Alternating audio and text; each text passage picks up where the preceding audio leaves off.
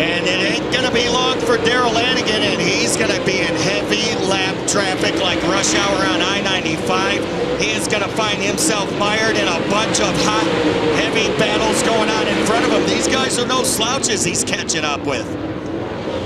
You gotta wonder what Madden has on as far as a tire choice. He's sliding back just a bit. Don't know whether or not he needs those tires to come in, heat up a little bit more before he can march his way back to the front. McDowell takes over a spot from Davenport.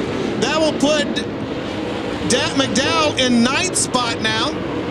So Dale McDowell making up some ground early. And you gotta wonder what they went with here as far as tire choice. Went open tire rule, which means they can use any manufacturer, any compound. Question is, do you use a tire that's gonna be good early and then just hang on? Or do you use something a little harder that takes a little while to heat up, then adheres to the racetrack and comes in late? McDowell has made his way to 8th now. He's a car on a mission, moving up through the field. He's next. The next victim for him, maybe Tim McCready, but McCready running pretty well in that 7th spot. T-Mac sitting by himself right now. You take a look at Clint Smith and Rick Eckert. They were in close quarters, almost disaster out of 2. Fuller and Hills catch that battle. Throw in Brady Smith and Brent Robinson. We've got battles all over the racetrack. Just pick a corner and look at this front chute. Smith, Eckert, Hills, 3 wide. Fuller and Brady Smith, Neat and Robinson, and right behind them, this gaggle of cars is your leader, and he is going to have to be very, very careful. 3 wide in turn number 4. Fuller steps to the outside, clears Darrell Hills, Rick Eckert, Brady Smith. Smith looked to the inside of Hills and had to think better of that one. This awesome race here in the back of the pack, and Lanigan puts King down a lap. He's going to put Brad Neat down a lap, and now he's working on Brent Robinson. Yeah, it's Darrell Lanigan's race to lose at the early stages of this one. He is already putting cars a lap down. Brent Robinson, latest car to go a lap in the rears, and there's trouble on Rick Eckert. Eckert pulls up limp in turn number 2. Caution is coming out on the speedway. Well, the left side tire's up on the 24. Question is, did the right side go down, or does Eckert have a more terminal problem? Rick Eckert coming down into the pits. All 4 tires are up. Could this be a tire change? He's going to go to the attention of crew chief Zach Fields. And yes, sir, they're rolling Hoosiers over to him. Davenport 9th, Madden 10th. 11th is Francis, 12th McCool, 13th Mars, 14th Owens, 15th Chubb Frank. There is debris on the speedway. Rick Eckert gets service, sent out to the racetrack. We are going to go green. And Mark Hogerl, the official pit steward of the World of Outlaws, clears the debris out of 4. We're ready to go green, Dave. Lanigan has been to class thus far. Only 16 of 100 have been completed. He gets them back underway, back on the loud pedal as they bring them down to the green flag into turn number 1.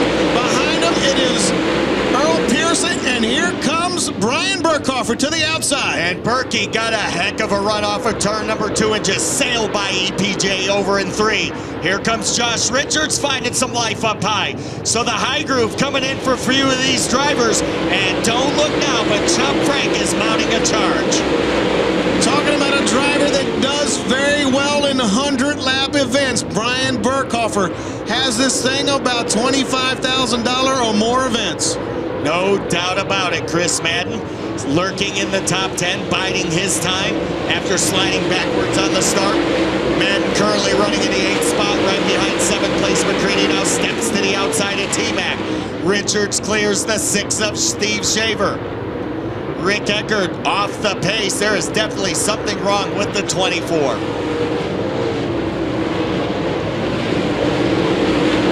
Lanigan, Burkhofer, Pearson, Covert, Richards, your top 5.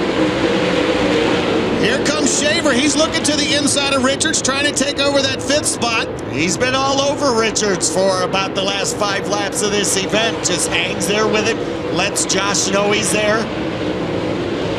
T-Mac and Madden go at it. Every driver in the top 10, with the of Jimmy Mars and Jason Covert looking for that elusive Outlaws A-main win.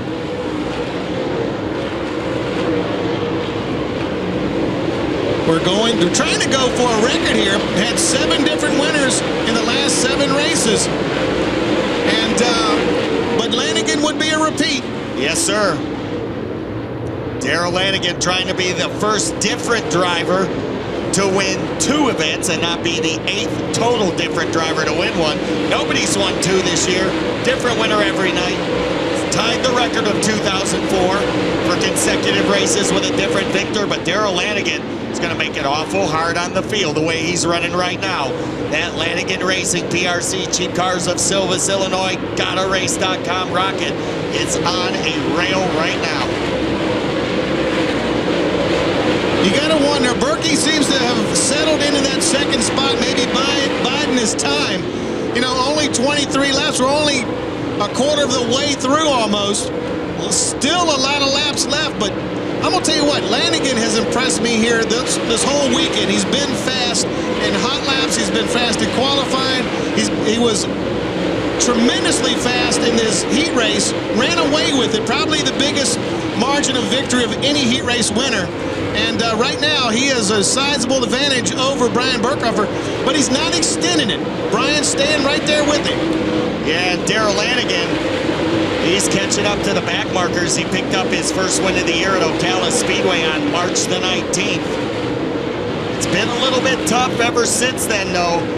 He's not been able to find VP Race Fuel's victory lane. He's passing the winner of the Lone Star 50 at Battleground Speedway in Highlands, Texas, Rick Eckert. Not an easy task, though. Eckert off the pace with a troubled race car. That car has gone south ever since his caution. And Lanigan will go a lap down here on lap 27. Eckert will go a lap down by Lanigan here on lap 26. And here comes Burkhofer. He's going to have to deal with Eckert now as they head down into turn number 3. Still third is Pearson. Big distance back to Covert, who sits in the 4th spot. And right now, Josh Richards continues to hold on to 5th with Chris Madden now coming back up into 6th. Rick Eckert just trying to survive and make laps, trying to gain those valuable World of Outlaws points. And when we head over to Fayetteville Speedway on April the 30th, he knows the car is not a winner, but he's got to keep it out there and get as many circuits as he can, pick up as many spots as possible, and stay in the championship hunt. Talk about the gap shrinking. Here comes Berkey. He's within 5 car lengths of Lanigan, who is closing in on Russ King and Brent Robinson.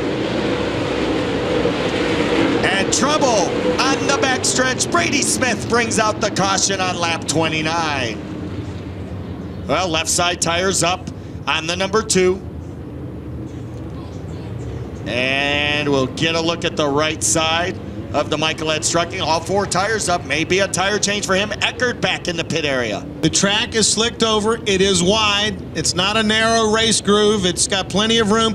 In fact, if you look down in turns 1 and 2, Rick, I think some people have been testing it. The bottom groove up against the guardrail still has a lot of moisture in it. It's not